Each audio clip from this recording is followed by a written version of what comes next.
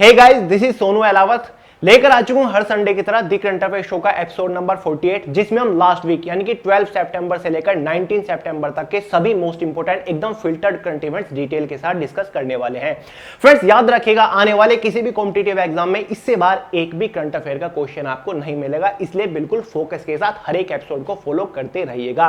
और हर बार की तरह आज के एपिसोड का भी पीडीएफ फाइल आपको हिंदी और इंग्लिश दोनों ही लैंग्वेज में वे टू सक्सेस के टेलीग्राम ग्रुप में मिल जाएगा, लिंक डिस्क्रिप्शन बॉक्स में भी है।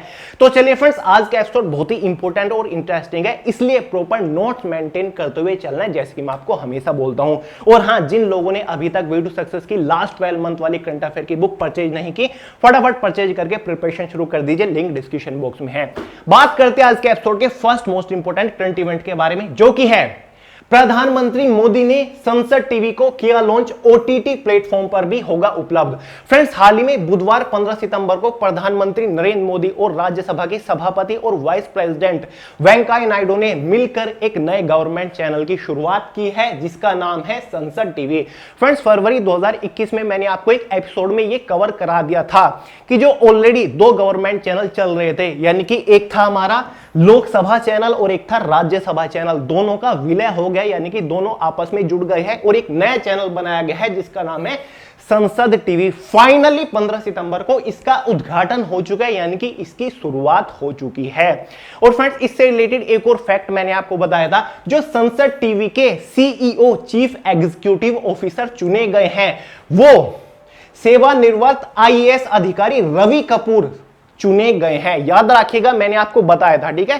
संसद टीवी के सीईओ किसे चुना गया है, जो कि 1985 बैच के आईएएस ऑफिसर रह चुके हैं, उनका नाम है रवि कपूर। रवि कपूर संसद टीवी के सीईओ है, नोट कर लीजिएगा, ये एग्जाम में जरूर पूछा जाएगा। तो फाइनली भाई संसद टीवी लॉन्च हो चुका है, जो कि राज्यसभा और लोकसभा यानी कि पूरे संसद को ही कवर करेगा। जो कॉमन आदमी है वो अपने आप को कनेक्ट कर पाएगा डेमोक्रेसी से, यानी कि लोकतंत्र से इसके बारे में डिटेल ले पाएगा। अब ये जो संसद टीवी है, ये टीवी पर तो आएगा ही, इसी के साथ साथ खास बात यह कि ये ओटीटी प्लेटफॉर्म पर भी उपलब्ध होगा। ओटीटी के बारे में आपने बहुत ज्यादा सुना होगा, जैसे कि अमेजॉन प्राइम हो गया, नेटफ्लिक्स हो गया, एमएक्स प्लेयर हो गया, सोनी लिव हो गया, साथ ही हॉटस्टार हो गया, ये सभी ओटीटी प्लेटफॉर्म होते हैं। क्या आपको पता है ओटीटी जो बोलते हैं इसकी फुल फॉर्म क्या होती है? एग्जाम में कई बार पूछा जा सकता है, इंपोर्टेंट टर्म है, ठीक है। ओटीटी की जो फुल फॉर्म होती है वो होती है ओवर द टॉप। याद रखिएगा, पूछा जाएगा। ओटीटी की फुल फॉर्म होती है ओवर द टॉप, यानी कि इसके ऊपर जो टेलीविजन या फिर फिल्म कंटेंट होता है, जो आप उसको कंज्यूम करते हो, वो इंटरनेट कनेक्शन के थ्रू कंज्यूम करते हो, ना कि सैटेलाइट सर्विस के थ्रू कंज्यूम करते हो। तो ये होता है ओटीटी। तो ये संसद टीवी है, ज्यादातर ओटीटी प्लेटफॉर्म पर भी अवेलेबल होने वाला है।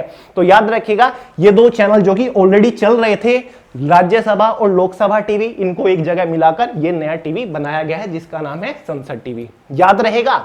और हाल ही में प्रधानमंत्री मोदी और वेंकैया नायडू जी द्वारा इसका लॉन्च किया गया, उद्घाटन किया गया। नेक्स्ट है भाई, टाइम मैगजीन की 100 सबसे प्रभावशाली लोगों की सूची में प्रधानमंत्री मोदी, अपने आप में बहुत बड़ी बात है। प्रभावशाली मतलब इंप्रेसिव मैन, यानी कि वो इंसान जिससे बहुत ज्यादा लोग इंप्रेस हुए हों, जिसने बहुत ज्यादा लोगों की समस्या सुलझाई हो, जिसने बहुत बड़े बड़े काम किए हों, वो लोग, ठीक है। तो टाइम मैगजीन हर साल एक लिस्ट जारी करता है 100 लोगों की, जिसमें सबसे ज्यादा प्रभावशाली लोगों की लिस्ट होती है। तो उस लिस्ट में प्रधानमंत्री मोदी भी शामिल हैं इस बार। उन्हीं के साथ साथ भारत से दो और लोग शामिल है। एक वेस्ट बंगाल की सीएम ममता बनर्जी भी इसमें शामिल है, और साथ ही सीरम इंस्टीट्यूट ऑफ इंडिया के जो सीईओ हैं, मतलब चीफ एग्जीक्यूटिव ऑफिसर है, आधार पूनावाला, ये भी इसमें शामिल है। इनके बारे में जानते होंगे, कोविशील्ड सीरम ऑफ इंस्टीट्यूट ने बनाई थी, जो कि आज 170 कंट्रीज के अंदर डिस्ट्रीब्यूटर यानी कि लोगों को लगाई जा रही है। तो अपने आप में ये भी बहुत बड़ी उपलब्धि है। अब जो टाइम मैगजीन की लिस्ट होती है, ये 6 कैटेगरी में होती है, यानी कि 6 ऐसी कैटेगरी के 100 आदमियों की लिस्ट जारी करता है। अब वो कैटेगरी कौन कौन सी है? एक तो है नेताओं की, यानी कि टाइम मैगजीन एक लिस्ट तो नेताओं की जारी करेगा, जो कि सबसे इंप्रेसिव इन्फ्लुएंस नेता रहे हैं दुनिया भर में। एक कलाकारों की होती है, यानी कि जो आर्टिस्ट लोग होते हैं, सिंगर हो गए वगैरह, ये सब कुछ।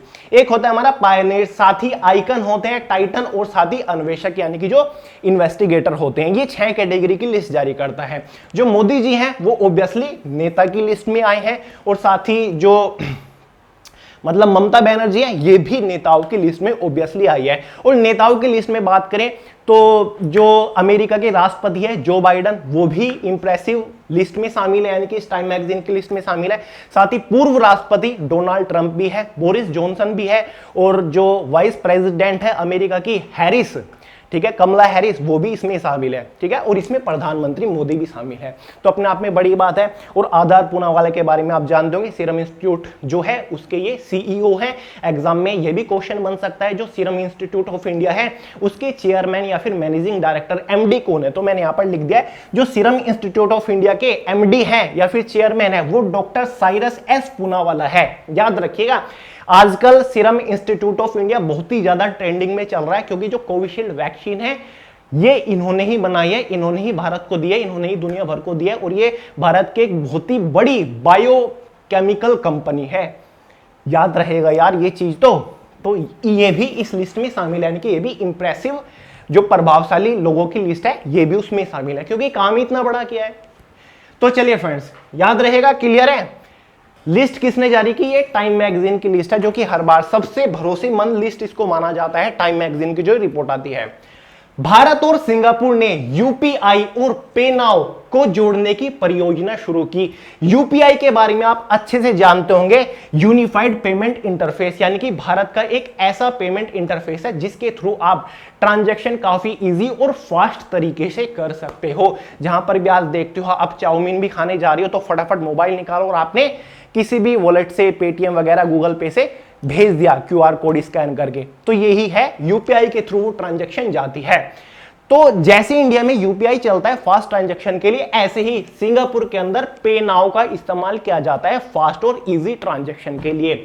अब भारत के रिजर्व बैंक ऑफ इंडिया और जो सिंगापुर की पेमेंट अथॉरिटी है उन्होंने मिलकर एक परियोजना बनाई है, इन दोनों को एक साथ जोड़ने की परियोजना। इससे बेनिफिट क्या होगा, यानी कि जो भारत के लोग सिंगापुर में जाएंगे या फिर विजिटर जाएंगे, वहां पर जो पेमेंट की प्रॉब्लम है, क्या करना होता है एयरपोर्ट पे जाने से पहले, सबसे पहले तो वहां पर आपको अपनी करेंसी वगैरह जो होती है उसको एक्सचेंज कराना होता है। तो ये सबसे बड़ी प्रॉब्लम है ना, ये हट जाएगी। आप जा रहे हो, आपको पेमेंट वगैरह की कोई भी प्रॉब्लम नहीं, आपको कैश कैरी करने की भी जरूरत नहीं है, क्योंकि ये दोनों एक साथ हो चुके होंगे। सिंगापुर में पे नाउ चलता है और इंडिया में यूपीआई चलता है, और जब ये एक साथ हो चुके होंगे तो जो सिंगापुर के लोग होंगे वो इजी पेमेंट कर सकते हैं, क्योंकि ये दोनों एक है। और इंडिया के जो लोग सिंगापुर में जाएंगे वो वहां पर आराम से इजी और फास्ट पेमेंट कर सकते हैं इसके थ्रू, यानी कि यूपीआई वहां पर चलना शुरू हो जाएगा। ये दोनों एक होने जा रहे हैं। ये परियोजना शुरू की गई है इन दोनों को एक साथ जोड़ने की, और 2022 के स्टार्टिंग में ये प्लान पूरा हो जाएगा। और कहा जा रहा है जितने भी G20 देश हैं सब में ये करा जाएगा इसके बाद। तो अपने आप में बड़ी बात है, एग्जाम में जरूर क्वेश्चन आएगा कि भारत और कौन सा देश एक साथ जुड़ने जा रहा है यूपीआई और पे नाउ के थ्रू, ठीक है, या फिर भारत जो यूपीआई है भारत का वो कौन से देश में लागू होने जा रहा है, या फिर कौन से देश में भी इसका इस्तेमाल किया जाएगा। तो इसका आंसर हो जाएगा सिंगापुर। याद रहेगा। नेक्स्ट है भाई, भारतीय रेलवे ने शुरू की कौशल विकास योजना। इंपॉर्टेंट है, एग्जाम में क्वेश्चन बनेगा कि हाल ही में कौन से मंत्रालय ने कौशल विकास योजना शुरू की, या फिर कौशल विकास योजना है क्या। भाई ये जो कौशल विकास योजना है वो पीएमकेवीवाई के थ्रू ही शुरू की गई है, यानी कि उसी के अंडर में की गई है।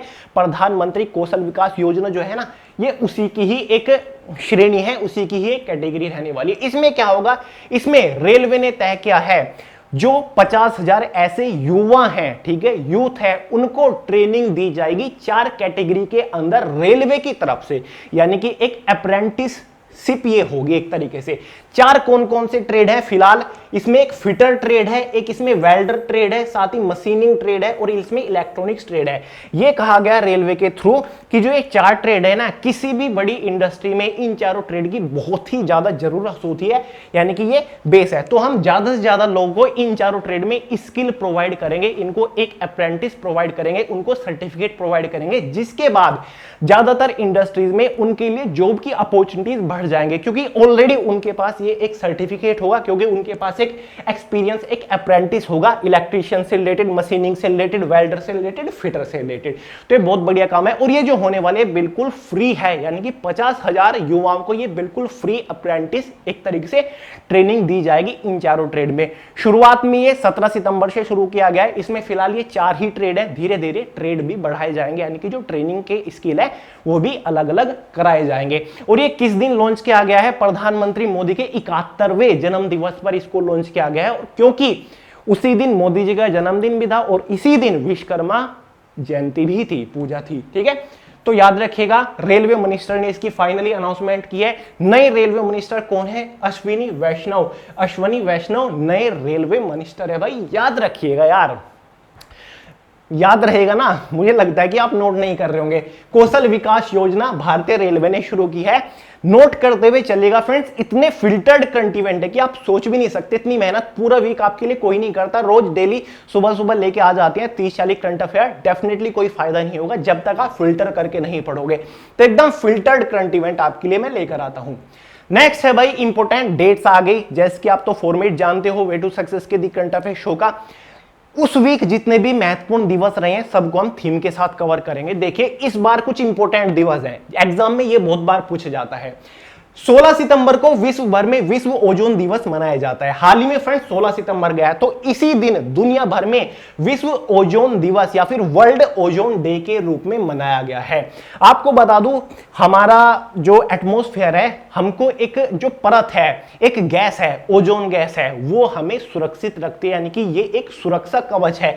जो सूरज की तरफ से अल्ट्रावायलेट, जिसको पराबैंगनी किरणें बोलते हैं, वो बहुत ही हार्मफुल होती है। अगर वो डायरेक्टली हमारे ऊपर पड़नी शुरू हो गई ना, तो धरती के ऊपर बहुत ही जबरदस्त विनाश होगा, क्योंकि बहुत सारी बीमारियां जैसे कि कैंसर वगैरह इससे फैल जाएगा, बहुत सारे जीव जंतु इससे मर जाएंगे। इसलिए जो धरती की जो मतलब सतह है, इससे लगभग 20 किलोमीटर ऊपर एक कवच बना हुआ है O3 का, यानी कि ओजोन लेयर का। ये एक नीले रंग की, हल्के नीले रंग की गैस होती है, जो कि सन से आने वाली जो किरणें हैं उनको रोकती है, यानी कि उनको फिल्टर करती है एक तरीके से, उनको शुद्ध करती है, तब जाके वो धरती पर आती हैं। तो एक सुरक्षा कवच है हमारे लिए ओजोन का। तो इसीलिए भाई दुनिया भर के लोगों को जागरूक करना, और ओजोन जो लेयर है ये एक सुरक्षा कवच है, इसकी महत्वता बताना, इसको कैसे सुरक्षित रखा जाए, ये सभी जागरूकता अवेयरनेस फैलाया जाता है कि ऐसे जो उपकरण है या फिर ऐसी जो इंडस्ट्रीज है, ऐसी जो केमिकल वगैरह है उनका इस्तेमाल ना करें,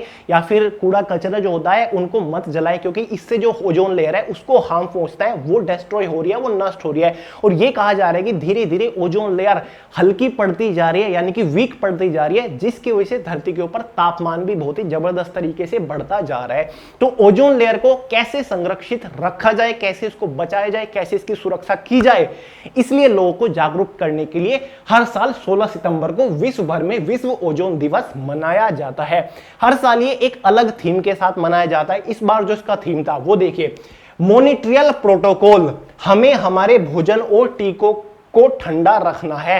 टीकाकरण ऑब्वियसली इस बार कोविड-19 का जोरों शोरों से चल रहा है। वैसे बहुत सारे टीके होते हैं, जैसे कि पोलियो का टीका हो गया, हेपेटाइटिस का टीका होगा, ये सभी टीके ऐसे हैं जिनको ठंडा रखना होता है ऑब्वियसली। ठीक है, तो इस बार यही इसका थीम था, मॉनिट्रियल प्रोटोकॉल, हमें हमारे भोजन और टीकों को ठंडा रखना है, इसलिए ओजोन लेयर की सुरक्षा करनी बहुत ज्यादा जरूरी है। याद रखिएगा, वर्ल्ड ओजोन डे हर साल 16 सितंबर को मनाया जाता है।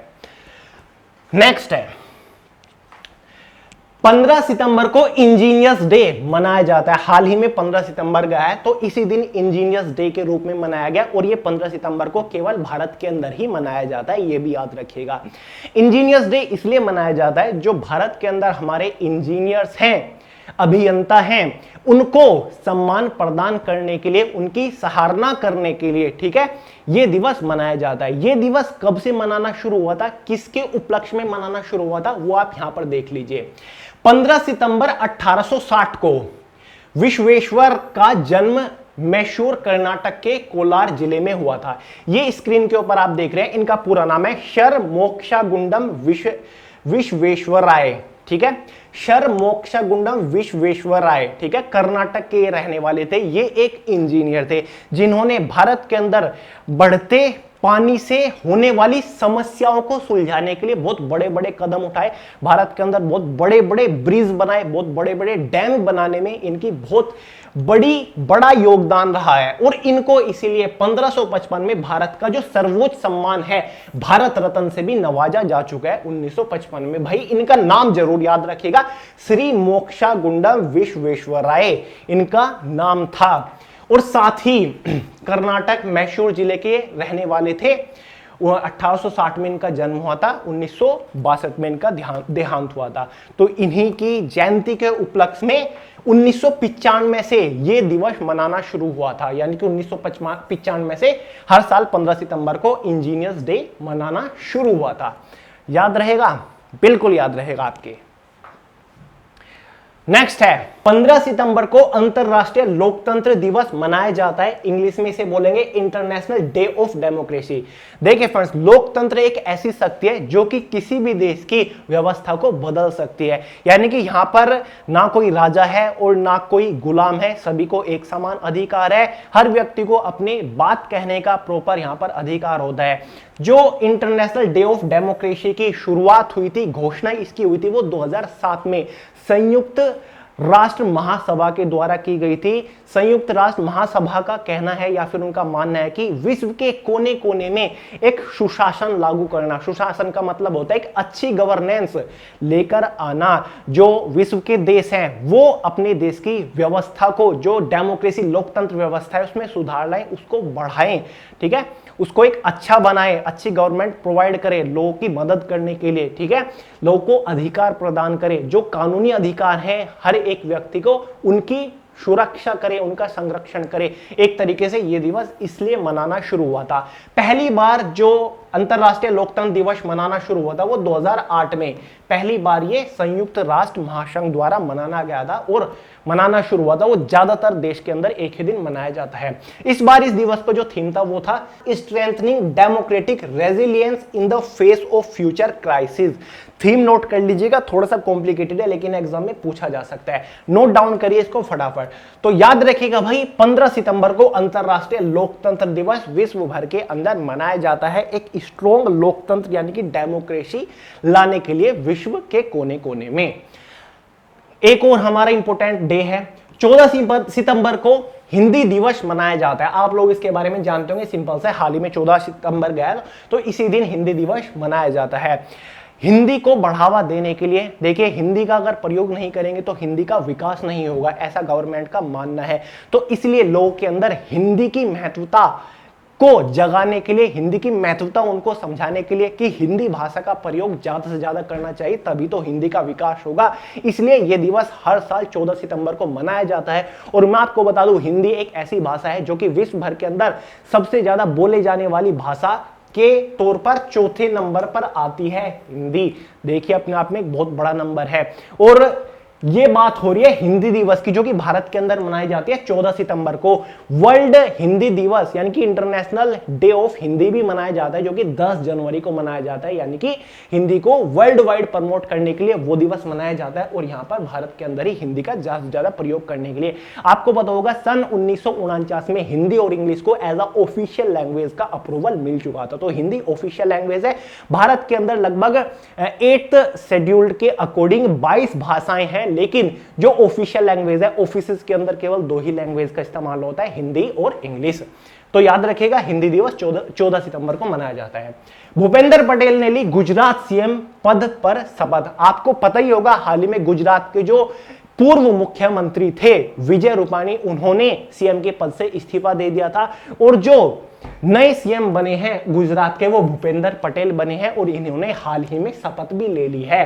और ये 17वें सीएम बने हैं, 17वें सीएम बने हैं। ये प्रॉपर चुनाव नहीं हुआ है, चुनाव से इनको नहीं चुना गया क्योंकि विजय रूपाणी जी जो पूर्व मुख्यमंत्री थे उन्होंने मतलब इस्तीफा दे दिया था अपने पद से, तब इनको नए सीएम चुना गया, यानी कि नया सीएम अपॉइंट किया गया भूपेंद्र पटेल को। अगले साल विधानसभा इलेक्शन होने वाले हैं, ऑब्वियसली एक साथ 5 स्टेट में होंगे, जिसमें यूपी, गोवा, उत्तराखंड और साथ ही गुजरात और एक और शायद गोवा भी है। क्लियर है? तो याद रखिएगा, एग्जाम में एग्जैक्टली क्वेश्चन बनेगा आने वाला। एसएससी एमटीएस का एग्जाम हो गया, सीपीओ का एग्जाम हो गया, पेपर सेकेंड या फिर जीडी का एग्जाम होगा, गारंटीडली क्वेश्चन बनेगा कि गुजरात के नए सीएम कौन चुने गए हैं। तो आंसर हो जाएगा भूपेंद्र पटेल। और कौन से सीएम हैं? 17वें सीएम के पद पर इनको नियुक्त किया गया है। और हाल ही में एक और राज्य के ऐसे ही सीएम चुने गए थे, यानी कि क्योंकि पूर्व मुख्यमंत्री ने वहां पर भी इस्तीफा दे दिया था। उत्तराखंड के उनका नाम था पुष्कर धामी। पुष्कर धामी उत्तराखंड के नए सीएम चुने गए थे, ये भी इंपॉर्टेंट है। नेक्स्ट है, और इनकी जो विजय रूपाणी की जो वो था, मतलब कैबिनेट थी 25 मंत्रियों की, उसको भी रिप्लेस कर दिया गया, यानी कि नए मंत्री अपॉइंट किए गए सभी कैबिनेट में। विराट कोहली ने किया T20 वर्ल्ड कप के बाद कप्तानी छोड़ने का ऐलान। ऑब्वियसली आपको पता ही होगा, क्योंकि सभी लोग क्रिकेट लवर होंगे यहां पर। हाल ही में विराट कोहली ने खुद अनाउंसमेंट की थी, ट्विटर, इंस्टाग्राम, हर जगह, कि ये जो T20 है इससे कैप्टनसी छोड़ रहे हैं। लेकिन जो ये 2021 का अक्टूबर में T20 होने वाला है, इसके बाद, यानी कि ये तो ये खेल ही रहे हैं प्रॉपर, इसमें तो कैप्टन रहेंगे, लेकिन इसके बाद ये T20 जो फॉर्मेट होता है उसकी कैप्टनसी छोड़ रहे हैं। और ऑब्वियसली ये क्लियर हो जाता है, इनके बाद जो T20 की कैप्टनसी जाएगी वो रोहित शर्मा के हाथ में जाएगी। तो एग्जाम में ये क्वेश्चन बनेगा, हाल ही में विराट कोहली ने क्रिकेट के कौन से फॉर्मेट से कैप्टनसी छोड़ने की घोषणा की है? तो आंसर हो जाएगा T20। जो लोग क्रिकेट के बारे में इतनी इंफॉर्मेशन नहीं रखते, जो लोग क्रिकेट लवर नहीं है, ऑब्वियसली उनको इसके बारे में नहीं पता होगा। तो याद रखिएगा, T20 फॉर्मेट से केवल इन्होंने घोषणा की है कैप्टनसी छोड़ने की, ना कि सभी फॉर्मेट से।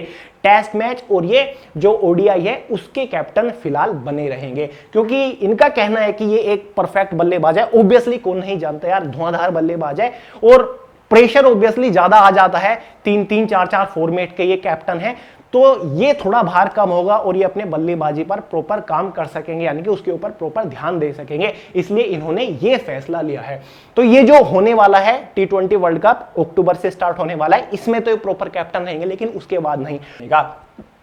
नेक्स्ट है, भारत और अमेरिका ने climate action and finance mobilization dialogue, इसको याद रखिएगा, climate action and finance mobilization dialogue launch किया भारत और अमेरिका ने।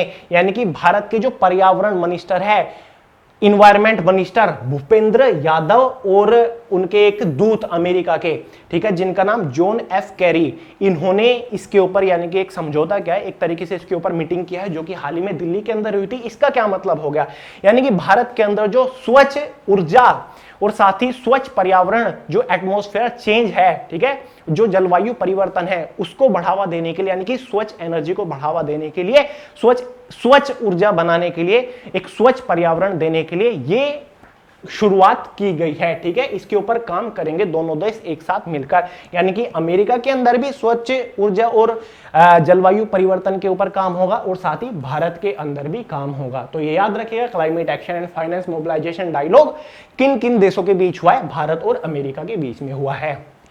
नेक्स्ट है, भारत में आईआईटी बॉम्बे ने हाल ही में प्रोजेक्ट उड़ान लॉन्च किया। आईआईटी बॉम्बे के बारे में कौन नहीं जानता होगा, 1958 में इसकी शुरुआत हुई थी और हाल ही में आईआईटी बॉम्बे ने प्रोजेक्ट उड़ान लॉन्च किया। तो भाई ये प्रोजेक्ट उड़ान है क्या? देखिए फ्रेंड्स, प्रोजेक्ट उड़ान के तहत जितने भी उच्च शिक्षा के संस्थान है, यानी कि आईआईटी कॉलेज यूनिवर्सिटीज है, उनके अंदर जो छात्र शामिल होते हैं अपने कोर्सेज करने के लिए, उनके सामने जो भाषा को लेकर एक बड़ा चैलेंज आ जाता है। यानी कि कुछ ऐसे कॉलेज यूनिवर्सिटी है जहां पर प्रॉपर हिंदी में वहां पर पढ़ाया जा रहा है या फिर इंग्लिश लैंग्वेज वहां पर चल रही है, इंग्लिश में पढ़ाया जा रहा है, वहां की जो बुक है, स्टडी मटेरियल है, वो सब कुछ इंग्लिश में, लेकिन वो छात्र गया एक प्रॉपर ऐसे स्टेट से जहां पर उस स्टेट की भाषा को ज्यादा महत्व दिया जाता है, वहां पर उस स्टेट की भाषा बोली जाती है, वो हिंदी या फिर इंग्लिश वहां पर प्रॉपर नहीं समझ पा रहा है, यानी कि वो प्रॉपर बेनिफिट नहीं उठा पा रहे एजुकेशन का। तो एक बहुत बड़ी प्रॉब्लम बन रही थी, ठीक है। तो इसी प्रॉब्लम का सॉल्यूशन प्रोजेक्ट उड़ान में इन्होंने दिया है, यानी कि प्रोजेक्ट उड़ान के तहत इन्होंने एक ऐसा आर्टिफिशियल इंटेलिजेंस प्रोटोकॉल लॉन्च किया है, यानी कि एक तरीके से ऐसा इकोसिस्टम बनाया है जिसके तहत जितने भी स्टडी मटेरियल होंगे या फिर लेक्चर्स वगैरह होंगे उनका इंग्लिश टू हिंदी अनुवाद प्रोवाइड किया जाएगा स्टूडेंट को। ये एक ऐसा आर्टिफिशियल इंटेलिजेंस प्रोटोकॉल बनाया गया है। और इंग्लिश टू हिंदी नहीं बल्कि जितनी भी 8 शेड्यूल के अंदर लैंग्वेजेस आती हैं, कितनी आती है, 22 भारत की भाषाएं आती है, सभी में ये अनुवाद किया जाएगा, ठीक है। यानी कि जो लोग को, जिन स्टूडेंट को इंग्लिश समझने में प्रॉब्लम आ रही है, बुक्स इंग्लिश में है, वो प्रॉपर नहीं समझ पा रहे हैं, यानी कि उनको एक इस सिस्टम के तहत अनुवाद प्रोवाइड किया जाएगा इंग्लिश टू हिंदी में या फिर जितनी भी हमारी लैंग्वेज है। क्योंकि अगर वो एक ऐसे प्रॉपर स्टेट से है, जैसे कि मान लीजिए वो तमिलनाडु से है, तो वहां पर तो तमिल तेलुगु चलती है, तो वो प्रॉपर वो सभी बुक्स वगैरह उसको तेलुगु तमिल में ही प्रोवाइड हो जाए, यानी कि वो अपनी भाषा में जो वो समझ पाता है अच्छे से वो सीख पाएगा, यानी कि अपना कोर्स कंप्लीट कर पाएगा जो भी वो कर रहा है उच्च शिक्षा संस्थान में। तो एक बहुत बड़ा कदम उठाया गया है आईआईटी बॉम्बे के तहत। आईआईटी बॉम्बे की जो शुरुआत हुई थी वो 1958 में। मेरे सामने एनटीपीसी जब मैं रिव्यू दे रहा था तो एनटीपीसी के एग्जाम में ही क्वेश्चन था, आईआईटी बॉम्बे की जो शुरुआत हुई थी वो कब हुई थी? वो हुई थी भाई 1958 में। ये इंपॉर्टेंट है, याद रखिएगा। और इस जो प्रोजेक्ट उड़ान की शुरुआत की गई है वो initiated by professor Ganesh Ramakrishnan, professor Ganesh Ramakrishnan के थ्रू की गई है। ये कौन है? ये इस इंस्टीट्यूट के चेयरमैन प्रोफेसर हैं और साथ ही इनके अंदर जो डिपार्टमेंट आता है वो कंप्यूटर साइंस एंड इंजीनियरिंग का डिपार्टमेंट आता है आईआईटी बॉम्बे के अंदर। तो प्रोफेसर गणेश रामकृष्णन ने इसकी शुरुआत की है, इनिशिएटेड बाय। नेक्स्ट है भाई शेफाली जुनेजा बनी आईसीएओ की अध्यक्ष। सबसे पहले समझेंगे आईसीएओ है क्या। इसकी फुल फॉर्म मैंने नीचे लिखी हुई है, the International Civil Aviation Organization. Hindi में समझिए अंतरराष्ट्रीय नागरिक उड्डयन संगठन, यानी कि संयुक्त राष्ट्र के थ्रू ये एक ऐसी ऑर्गेनाइजेशन शुरू की गई थी जो कि वायु यातायात यानी कि जो एयर ट्रैफिक है उसके जो रूल रेगुलेशन है, यानी कि उसके जो नियम सिद्धांत है उनको पालन कराने का काम करती है, यानी कि जो रूल रेगुलेशन है एयर ट्रैफिक के वो सब कुछ आईसीएओ के कंट्रोल में आते हैं। और ये 12 साल बाद ऐसा हुआ है कि कोई भारतीय आईसीएओ का अध्यक्ष बना हो, यानी कि प्रेसिडेंट बना हो, और वो कौन है? शेफाली जुनेजा। और इससे रिलेटेड फैक्ट यह भी है कि पहली बार आईसीएओ से कोई महिला जुड़ी है, यानी कि कोई महिला इतने बड़े पद पर पहुंची है। और जो शेफाली जुनेजा थी ये ऑलरेडी आईसीएओ में भारत को रिप्रेजेंट कर रही थी अब तक, यानी कि भारत की प्रतिनिधि रह चुकी है और फाइनली इनको अध्यक्ष चुना गया है। तो एग्जाम में क्वेश्चन बनेगा हाल ही में आईसीएओ के अध्यक्ष किसको चुना गया है? शेफाली जुनेजा को चुना गया है। आईसीएओ है क्या? The International Civil Aviation Organization, यानी कि अंतरराष्ट्रीय नागरिक उड्डयन संगठन, यानी कि जो एयर ट्रैफिक से रिलेटेड जो सभी रूल रेगुलेशन है ये एक उसको कंट्रोल करने वाली ऑर्गेनाइजेशन है जो कि यूनाइटेड स्टेट के अंडर आती है। नेक्स्ट है भारत के 36,000 गांवों में प्रधानमंत्री आदर्श ग्राम योजना जल्द ही लॉन्च किए जाने की घोषणा की। फ्रेंड्स योजना का नाम याद रखिएगा, प्रधानमंत्री आदर्श ग्राम योजना।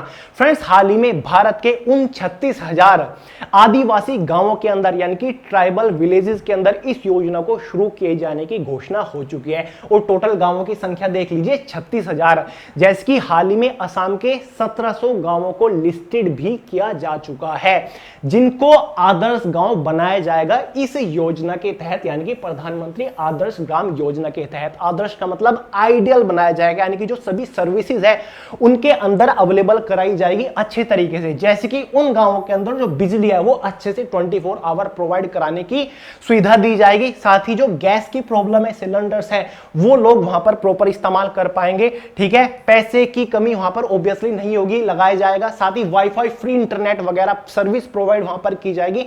पानी की सुविधा वहां पर अच्छे से प्रोवाइड की जाएगी और बाकी की जो एकेडमी है मतलब स्कूल वगैरह है वहां पर बनवाए जाएंगे। तो ऐसे पूरे भारत के अंदर से 36,000 आदिवासी गांव चुने गए हैं।